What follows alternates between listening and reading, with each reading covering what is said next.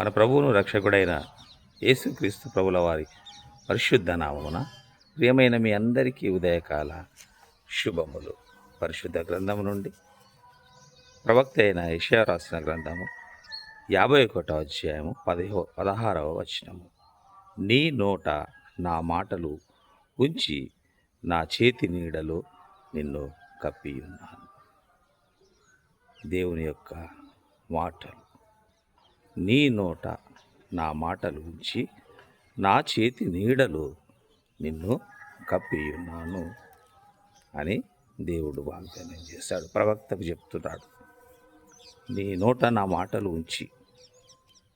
మరి దేవునితో మనం సంబంధం కలిగినప్పుడు, దేవుని యందు మనం ఉన్నప్పుడు దేవుడు మన నోట తన మాటలు ఉంచుతాడు.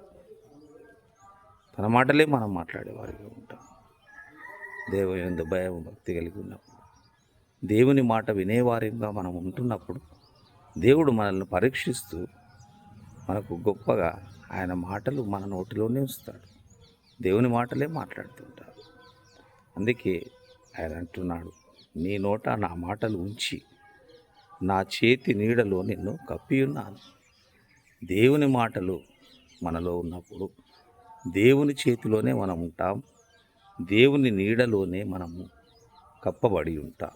ఇది దేవుని యొక్క వాగ్దానం.